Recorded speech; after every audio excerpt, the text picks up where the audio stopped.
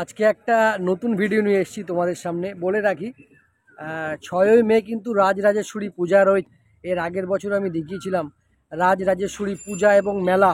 আগের বছরে 384 বর্ষে পদার্পণ করেছিল, এই বছরে 385 বর্ষে পদার্পণ করলো। বহু পুরনো এই পূজা এবং মেলা।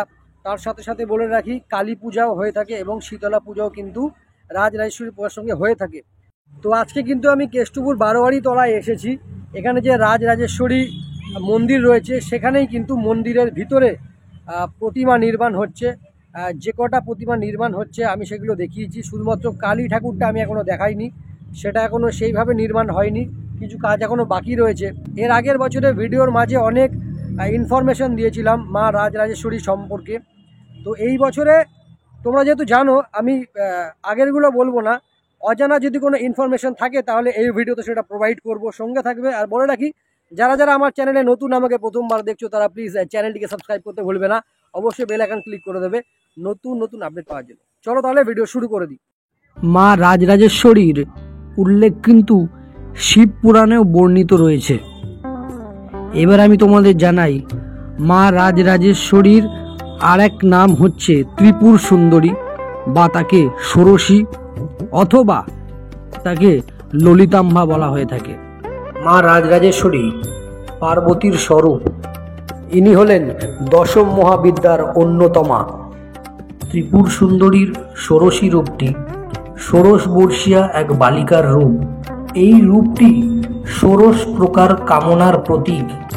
গত বছর যখন এই সম্বন্ধে ভিডিও বানিয়েছিলাম, সমস্ত ইনফরমেশন কিন্তু প্রোভাইড করেছিলাম এবং আমি শুরুতে তোমাদের যেমন বললাম, যেগুলো আননোন ইনফরমেশন সেগুলো আমি এই ভিডিওতে প্রোভাইড করে রাখলাম। তো তোমরা সামনে ভিডিও দেখতে থাকো, দর্শন করো মাকে। আমি আর ডিস্টার্ব করছি না।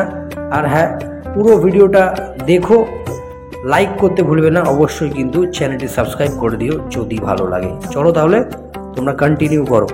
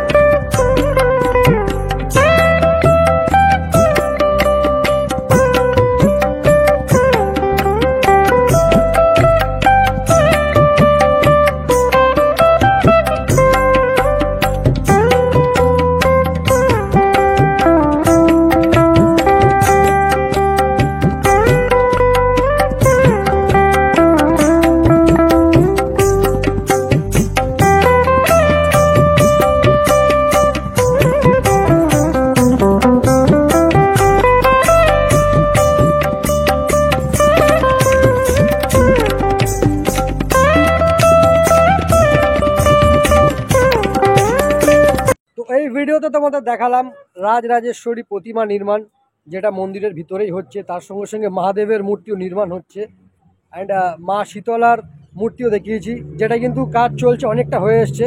হাতে শাঁখাপলা পরানো হয়েছে, সেই দৃশ্যও তোমাদের সামনে তুলে ধরেছি। আরও ছোট ছোট বেশ কয়েকটি মূর্তি রয়েছে, সেগুলো তোমাদের দেখিয়েছি। কেমন লাগলো অবশ্যই আমাকে জানাবে তোমরা ভিডিওটা। বলে রাখি 6 মে কিন্তু চালু হচ্ছে রাজরাজেশ্বরী পূজা এবং মেলা। দেখতে থাকো Roy blogs. Subscribe, like, share, comments করে দিয়ে যদি ভিডিওটা ভালো লাগে বেল আইকন ক্লিক করতে ভুলবে না, নতুন নতুন আপডেট পেয়ে যাবে। দেখা হবে next blog. Till then, tata.